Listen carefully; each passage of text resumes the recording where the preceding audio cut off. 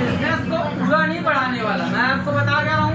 Business में जो जो टॉपिक आपको नहीं आ रहा है वो आप बताते जाओ, मैं आपको एक्सप्लेन कर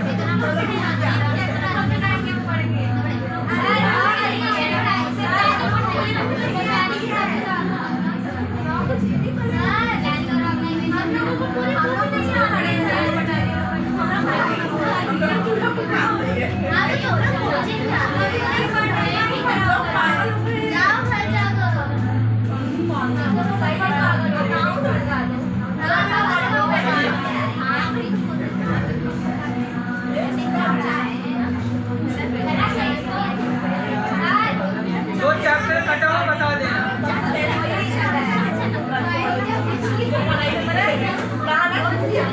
ओए शांत रहो।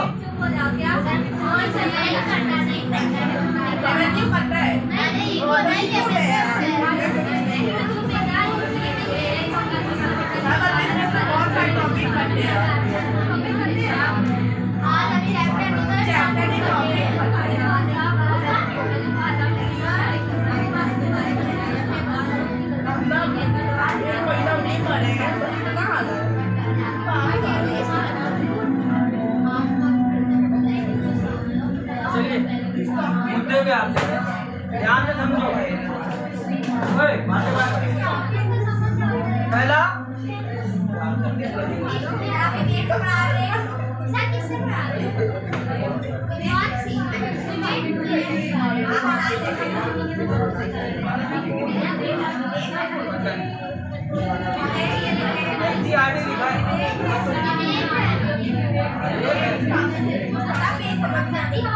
पेज नंबर 2 कोई जो कॉन्सेप्ट वही है। What is management? मैनेजमेंट क्या होता है?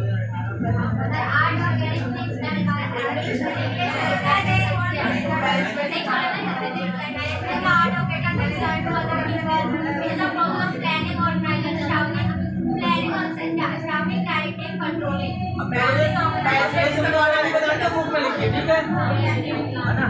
मैनेजमेंट जो तुमने बोला वो शॉर्ट फॉर्म हो गया। तो मैनेजमेंट ऐसी एक्टिविटी है जिससे हम दूसरों से काम कराते हैं।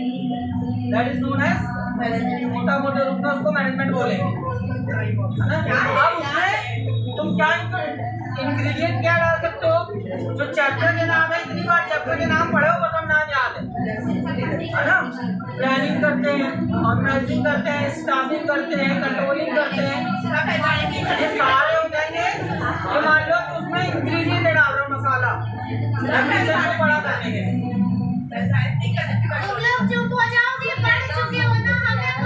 हाँ, शांत रहो।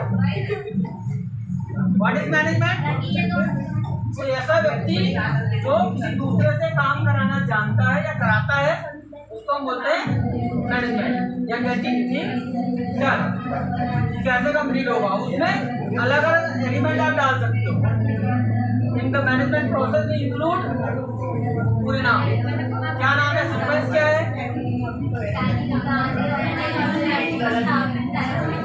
Planning, organising, staffing, directing, controlling. ठीक है ना?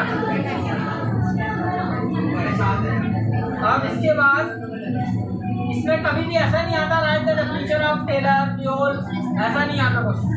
सीधा आएगा right the definition of management या what do mean by management. पढ़ाने पढ़ते देखो।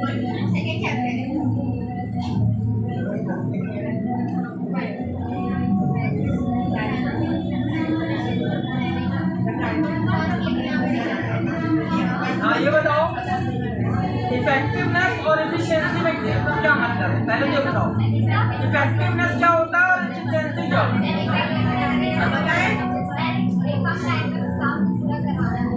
वो क्या है? इफेक्टिवनेस है कि एफिशिएंसी है? तो एफिशिएंसी क्या है?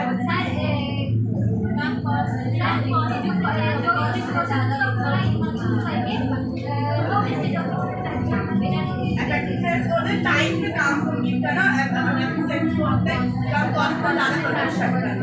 मतलब दोनों का क्या किस तरह से कनेक्ट करोगे अगर याद करना हो तो इफेक्टिवनेस और इफिशिएंसी। इसमें क्या बोला तुमने? टाइम है ना, और वर्क कंप्लीट हो गया।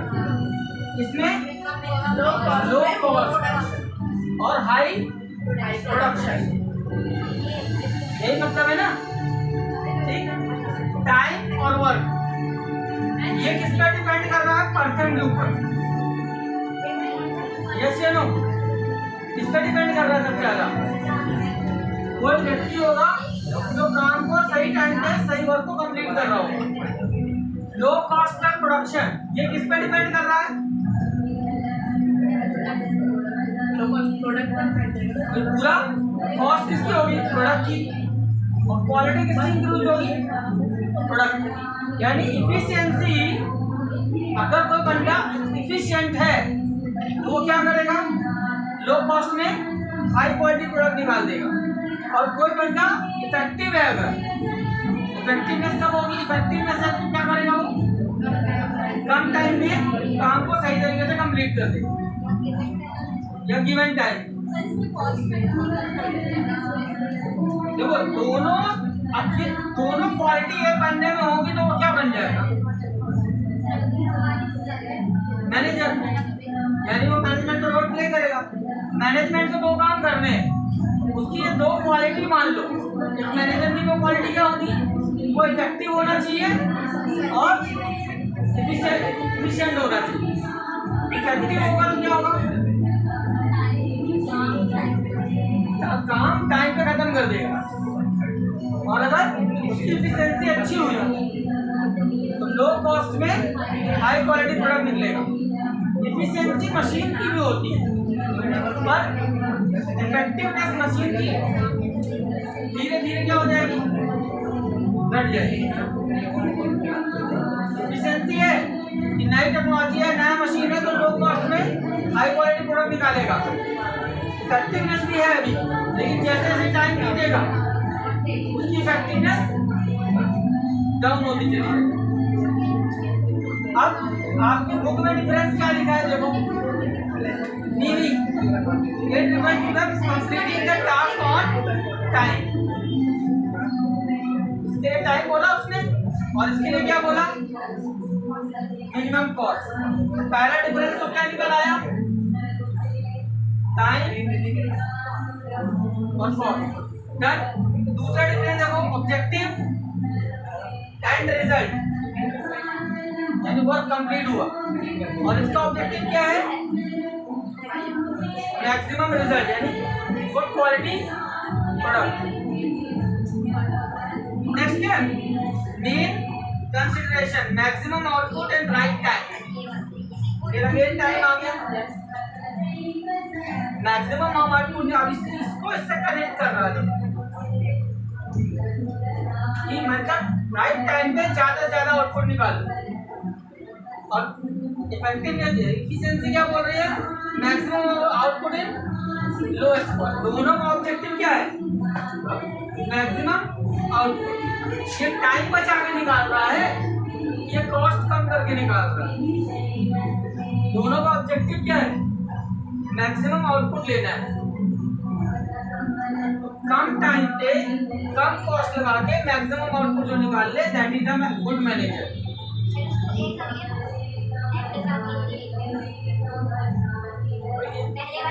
ठीक है, चल लगा लेना। पता है ना डेफिनेशन? पता है ना spelling? Characteristics of a management. अब जितनी बुक उतने कैरेक्टरिस्टिक्स लिखे मिलेंगे। अध्ययन में पढ़ोगे अलग मिलेगा, बोध में पढ़ोगे अलग मिलेगा। तुम्हारे पास जो 4 प्रकार की किताबें, चारों किताबों में अलग अलग मिलेगा। तो एक जो मैनेजर को एग्जाम में ऐसा नहीं आएगा कि मैनेजर के भी कैरेक्टरिस्टिक्स पूछ ले और मैनेजमेंट के भी कैरेक्टरिस्टिक्स। ये दिमाग में क्लियर रखो। कितने चैप्टर है टोटल? 12। ध्यान से समझो इस बात, ये स्टैटिस्टिक्स समझना जरूरी है। 12 चैप्टर है। क्वेश्चन कितने आने? 24 क्वेश्चन है मोटा मोटा। अब इसमें आपका वो वाला पोर्शन भी तो इन्वॉल्व है, 5 क्वेश्चन ऑब्जेक्टिव वाले टू एंड कॉल मैथ का फॉलोइंग सब मिला के ना 24 हो रहा है। तो क्वेश्चन कितने हुए एग्जैक्टली 19, चैप्टर कितने 12। अब एक प्लस पॉइंट और है कि 19 प्लस 19 आए, क्योंकि और में भी तो होगा, हर क्वेश्चन में तो और है। अरे तो आपकी टोटल क्वेश्चन है 38 डिवाइडेड बाय 12। मोटा मोटा कितना,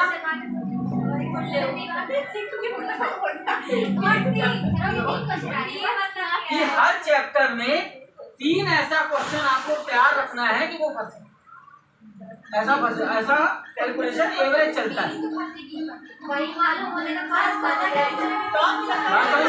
अब देखो क्या होगा, 3 क्वेश्चन की मैं बात कर रहा हूँ जैसे, ठीक है ना, तो ज्यादातर क्या पूछता है, इंपॉर्टेंस, मीनिंग, कैरेक्टरिस्टिक्स, डिफरेंस, ये 4 पॉइंट है। मीनिंग अलग हो गई, कैरेक्टरिस्टिक्स, इंपॉर्टेंस इसी को बोलते हैं एडवांटेज, इसी को बोलते हैं कैरेक्टरिस्टिक्स, इसी को बोलते हैं मेरिट। अब डीमेरिट को ही बोलते हैं लिमिटेशन, डिसएडवांटेज, बात वही है। और इतने में चैप्टर खत्म हो जाता है। ये 4-5 पॉइंट है, पूरा चैप्टर गोल गोल घूमेगा। और ध्यान रखो, एक चीज की आदत डालो, एक चैप्टर का एडवांटेज दूसरे चैप्टर से कनेक्ट हो रहा होगा और वो आपको कंफ्यूजन पैदा करेगा कि ये इसका है कि इसका है। मत कंफ्यूज हो, इसका उसमें या उसका इसमें भी लिखोगे तो कोई काटेगा नहीं। आपको क्या तरीका पता होना चाहिए मालूम है, तो अंदर तुमने मसाला भरा है ना, उसमें वो पॉइंट से रिलेट कर दो बस। जैसे एक बताओ, एक शब्द का मिलता होगा कंटिन्यूअस प्रोसेस, समझ है ना। तो भैया आपको अगर पूछा है प्लानिंग, तो अंदर लिखोगे क्या, planning is a continuous process. Controlling में आ गया तो controlling is a continuous process, है ना। तो ऐसे पॉइंट याद करो तो आप इसे दूसरे में फिट कर सकते। और थोड़ा कॉमन सेंस का यूज करना है, 2 चीज के कैरेक्टरिस्टिक्स ऊपर नीचे आ गए। पहला क्वेश्चन, सॉरी 5वां क्वेश्चन और 6वां क्वेश्चन, एक में प्लानिंग के कैरेक्टरिस्टिक्स पूछ रहा है, एक में कंट्रोलिंग में पूछ रहा है। अब दोनों में कैरेक्टरिस्टिक्स 4 है, 4 लिखने हैं। अब आपको मानो 6 याद है सब मिला के, तो आपने 4 बार लिखे, अगले 4 जब यहाँ लिखो ना तो उसका सीक्वेंस वही ना लिखो जो ऊपर वाले में लिखो। पहले नंबर पर अगर तुमने कंटिन्यूअस प्रोसेस लिखा तो दूसरे में भी पहला कंटिन्यूअस प्रोसेस ना लिखो, बोला।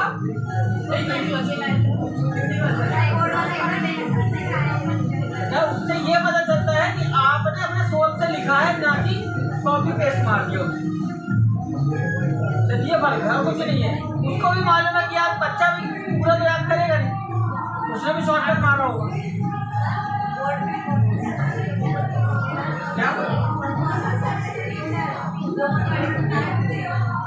बेटा, बोर्ड का पैटर्न वो नहीं है जो होम एग्जाम का पैटर्न होता है, ये बात समझो। अभी मैं आपको जो है कॉपियां भेजूंगा 2-4 दिन के अंदर पुरानी, आप उनको पढ़ना, आपको समझ में आ जाएगा उसमें खुद का कुछ नहीं लिखा, जो भी लड़के ने लिखा है वो अपने ओन लैंग्वेज में लिखा है। और वो टॉपर की कॉपी है, इसका मतलब उसको हर सब्जेक्ट में number full of the full मिले, और 95 प्लस वाला ही नंबर है उसका। यानी 80 मार्क्स का होता है तो वो 75 प्लस वाले की ही कॉपी है, तो हर क्वेश्चन में फुल ऑफ द फुल मिला है। और ये भी देखना कितना लिखा है उसने, तो तुम्हारे टीचर बोलता है ना कॉपी भरो, उसमें देख लेना कितना भरा है उसने और कितना गैप छोड़ के लिखा है। 1-2 दिन में इस साल वाली आ जाएंगी तो ठीक है, तो प्लान को भेज ही दूंगा। अच्छा, अब इसमें कैरेक्टरिस्टिक्स क्या क्या लिखे? अच्छा, तुम्हारे हिसाब से मैनेजमेंट में क्या कैरेक्टरिस्टिक्स होने चाहिए? एक अच्छा, अगर तुम नौकरी करने जाओ, अच्छा मैनेजमेंट किसको बोलेंगे?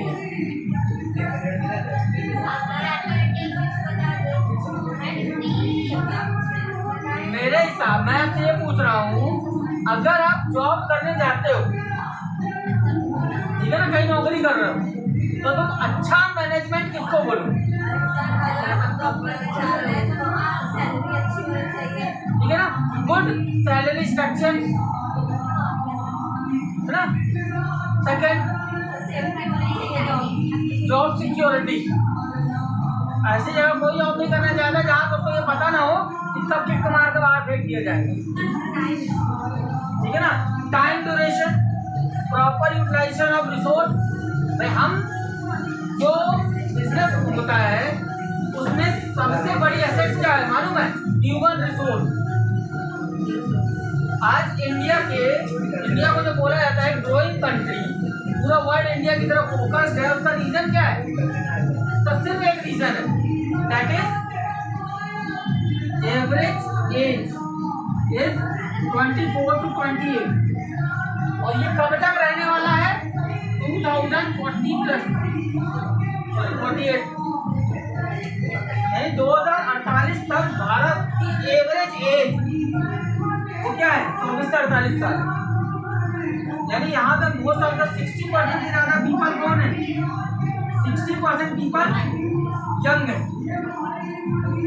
तो जो गवर्नमेंट फोकस कर रही है स्किल, आप कोई ना कोई चीज सीखो, कुछ बनाना सीखो, कुछ प्रोडक्शन करना सीखो, बजाय इसके कि आप जॉब ढूंढना सीखो। रीजन क्या है? Man power. आज जापान डाउन में क्यों जा रहा है? क्योंकि ये सिचुएशन जापान के पास जो थी ना 1960 से 2000 तक थी, जापान की सिचुएशन। उससे एडवांटेज उसको क्या मिला? उसने अपने रिसोर्सेज को यूज किया और टेक्नोलॉजी में एडवांस हो गया। आज उसकी मोस्ट ऑफ द जनरेशन क्या है? ओल्ड हो गई, अब वो डाउन में आने लगा। बट उसने इतना एडवांस कर लिया अपनी टेक्नोलॉजी को कि वो दुनिया के साथ कॉम्पिटिट कर पाए। एक अच्छा मैनेजमेंट क्या होगा? ह्यूमन रिसोर्स का प्रॉपर यूज। और क्या होगा? अपने रिसोर्सेज अच्छी नौकरी में क्या क्या चाहिए?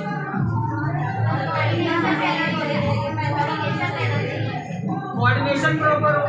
भाई ऐसा ना हो कि 3 बॉस है, एक आके बोल के ये काम करो, दूसरा बोल के ये काम करो, तीसरा बोल के ये काम करो, नौकर बोला करे तो करेगा। Proper coordination. एक और चीज है कंट्रोल, क्या बोलते हैं? Line of command. यानी आपको मालूम हो कि हमको कौन ऑर्डर देगा। अब बुक में क्या लिखा है देखो, मीनिंगफुल एक्टिविटी, यानी उसमें आपको पता हो काम क्या होता है, कोई अननेसेसरी वर्किंग स्टाइल ना हो। यूनिवर्सल प्रिंसिपल, मैनेजमेंट क्या है? ऐसे सिद्धांतों को माने जो दुनिया में सप्लाई होते हैं।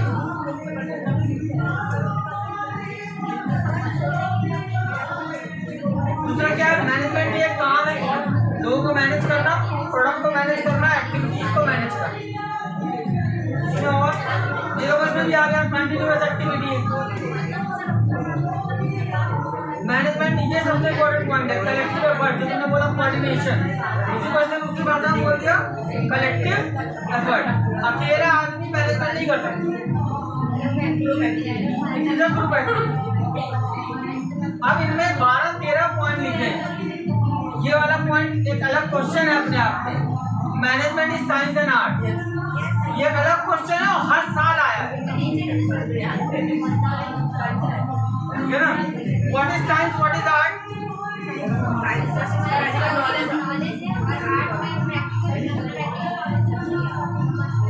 साइंस का मतलब क्या होता है बोलो?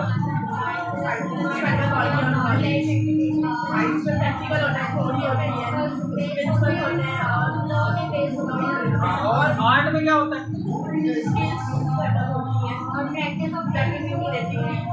अब ये जो तुम दोनों ने बोला, ये बुक वाली लैंग्वेज का तुमने बोला, ठीक है ना, मैं मान रहा हूँ, इट इज राइट। अगर नॉर्मल बंदा है उसको नहीं मालूम इतनी कॉम्प्लिकेटेड लैंग्वेज, तो कैसे लिखोगे? क्योंकि अभी लोगों को मजा मालूम जो रट गया है, दिमाग में सेट हो गया है, तुमको लगता है कहाँ कॉम्प्लिकेटेड है, इतना आसान तो है। जिसको नहीं याद है उसको लगेगा ये क्या कहानी।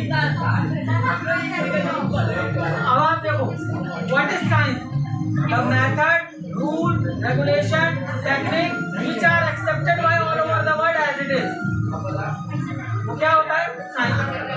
कोई भी नियम होगा, कोई भी रूल होगा, कोई भी मेथड होगा, कोई भी टेक्निक होगी जो कि पूरी दुनिया एज इट इज एक्सेप्ट कर ले, it is called science. Same management के कुछ प्रिंसिपल्स हैं एंड फ्योल ने दिए हैं, टेलर ने दिए हैं। उन प्रिंसिपल को पूरी दुनिया एज इट इज एक्सेप्ट करती है, इसीलिए हम कह सकते हैं कि मैनेजमेंट एक साइंस है, क्योंकि हर चीज को करने का एक सिस्टम है, ठीक है ना। अब what is art? Art means way of doing thing, simple language things, किसी भी काम को करने का तरीका। अब जो तुमने बोला मैं नहीं कर रहा, तू डिनाई नहीं कर रहा कि वो गलत है, बट मैं इस पॉइंट ऑफ व्यू से बात कर रहा हूँ कि एग्जाम में हम बैठे हैं, हमको नहीं याद आ रहा, ठीक है ना। तो भाई आर्ट क्या होता है? नॉर्मल लैंग्वेज में, अगर नॉर्मल जीवन में बात करें तो व्हाट इज आर्ट? कलम, ठीक है ना। अब जो पिकासो है पेंटर, अब वो बंदा खाली पिकासो, ठीक है, अब उसने बना दिया ये, अब यहाँ नाम लिखा है पिकासो, 3 करोड़ में बिक गई। कुछ ना करेगा, ज्यादा होगा तो थोड़ा सेट डाल, ठीक है। अब वो उसमें क्या, जैसे वो ना मोनालिसा की पेंटिंग क्या है यार, तो फोटो ही तो है, तो फोटो ही ना है, बट वो क्या बना हुआ फोटो का भाई, वर्ल्ड की बेस्ट पेंटिंग।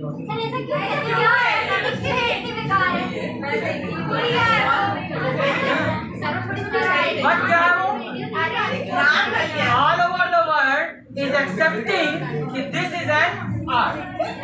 पूरी दुनिया मान रही है, तुम्हारे मानने से क्या होता हुआ। पहले आप अपने आप को लेवल पे ले जाओ, फिर बोलो कि दिस इज देश, तब कोई सुनेगा। अभी नहीं हो ना, ठीक है ना। अब इम्पोर्टेंट क्या है? Way of doing thing, way of representing thing. जैसे एक्चुअली खाना बनाना इज अ साइंस, वो साइंस है। क्यों? कैसे पकेगा, कितने टेम्परेचर में पकेगा। अब पूरी है, उसको तलने का अलग तरीका, पराठा बनाने का अलग तरीका। पूरी के स्टाइल में पराठा बनाओ, पूरी बनेगी ना, पराठा कहाँ से बनेगा? वहाँ क्या लग रहा है? साइंस। लेकिन अब जो खाना आप सामने वाले को दे रहे हो खाने के लिए, दैट इज एन आर्ट, है ना। ऐसे देना खाना किसी को, और ये थाली है, यहाँ पहाड़ जैसे चावल, बीच में कुआं, फिर यहाँ दही, है ना, फिर उसमें दाल, फिर उसमें रायता भर देना, फिर रसगुल्ले को डुबकी मरवा देना, है ना, फिर उसको पापड़ घुमा देना, फिर सलाद डाल देना, ऐसे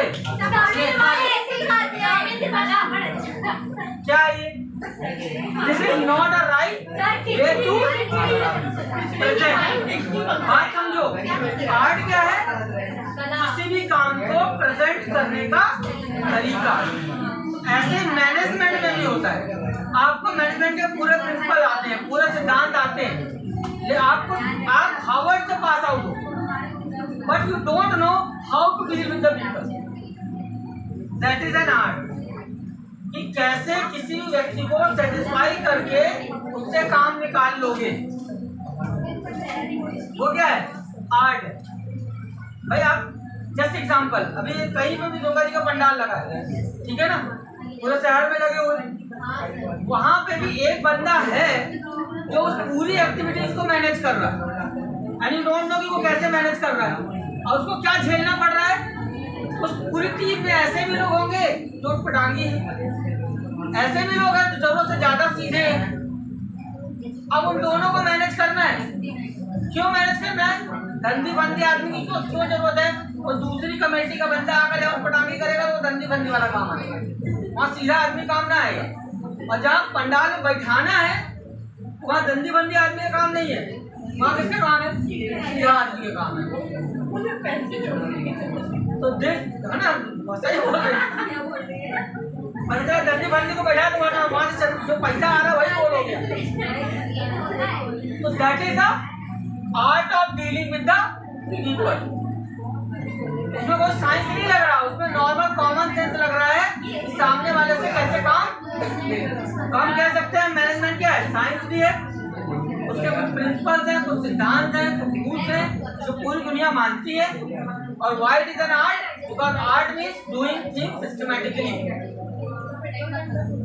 या way of presenting things systematically. आप जब पुरानी कॉपी देखोगे तो आपको समझ में आएगा कि हाँ देखो वो जर्नल लैंग्वेज में लिखा है, उसने कॉम्प्लिकेटेड बुक की लैंग्वेज में नहीं लिखा। रीजन मालूम क्या है, अगर इसने अध्ययन से पढ़ा और अध्ययन में चिपका दिया है, वो टीचर 20 साल से कॉपी जांच रहा है, उसको मालूम है कि अध्ययन का काटेगा नहीं, लेकिन मार्किंग को फर्क पड़ेगा।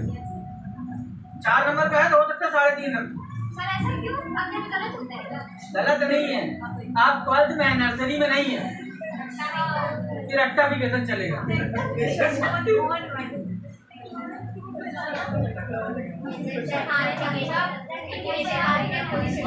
अब मैनेजमेंट जो है वो हर लेवल में नीडेड है। जो कितने लेवल होते हैं मैनेजमेंट? 3। कौन कौन से? Top, middle, lower, correct. यहाँ पर जो मैनेजमेंट की पोस्ट होती है उसको पोजीशन का नाम क्या है? Supervisor. Supervisory is a process. Supervisor अलग है। Supervisor is a person who is doing supervisory. ध्यान से समझना, वर्ब और सब्जेक्ट में अंतर है, नाउन और वर्ब में अंतर है। नाउन क्या है? सुपरवाइजर। और वर्ब क्या है, यानी क्रिया क्या है? सुपरवाइजरी करना।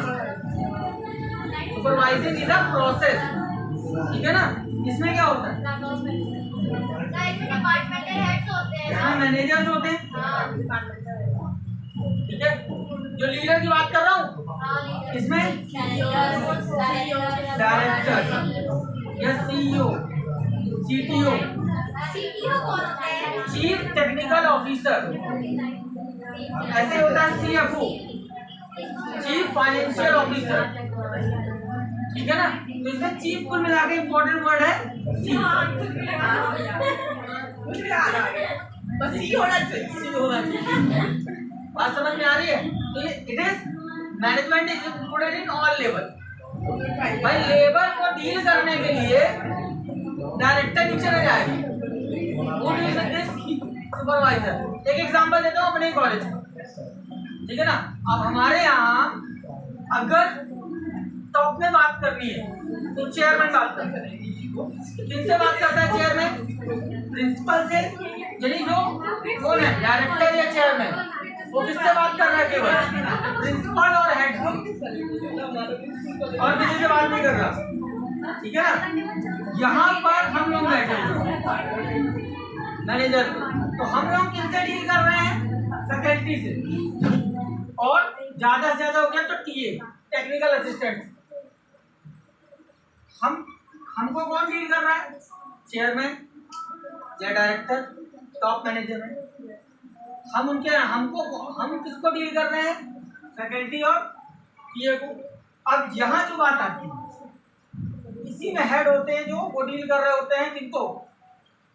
प्यून, ड्राइवर एंड अदर, यानी ग्रेड 3 एंड ग्रेड 4।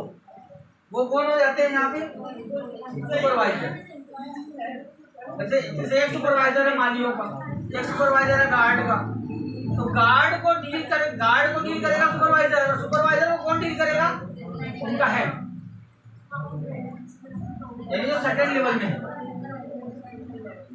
बात समझ में आ रही है? इनके टॉप अथॉरिटी को ये डील करेगा, इनके टॉप अथॉरिटी को ये डील करेगा, और ये जो टॉप अथॉरिटी है इसको गवर्नमेंट डील करेगा। इसको किसके रूल मानने पड़ेंगे? सरकार के। बात समझ में आई? तो तीनों लेवल में मैनेजमेंट इन्वॉल्व है। तो मैनेजमेंट के कैरेक्टरिस्टिक्स में क्या निकल के आया? मोटा मोटा कि भैया आर्ट एंड साइंस है, सारे लेवल में है, कंटिन्यूअस है, हर जगह एप्लीकेबल है, कलेक्टिव एफर्ट है। हमको 4 पॉइंट ध्यान रखना, याद रखने हैं। 4 मार्क्स से ऊपर नहीं जाएगा तो आप 4 मैक्सिमम लिखेंगे।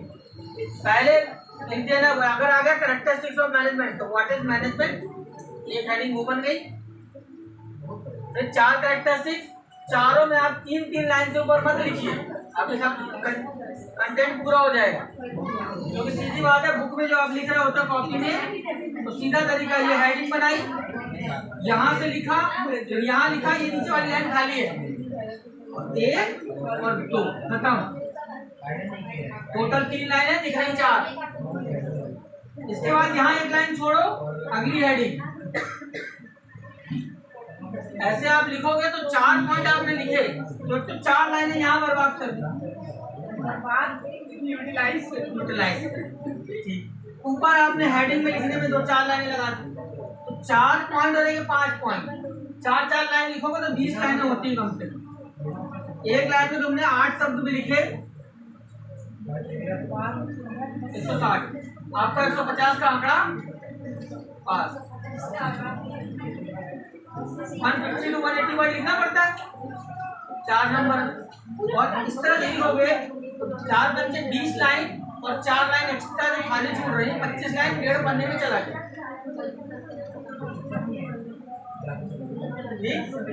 कल आगे बढ़े,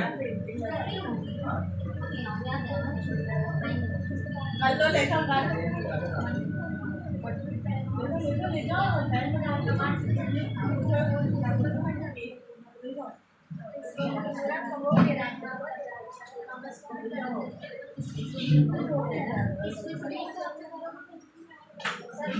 बोलिए तो ले जाना।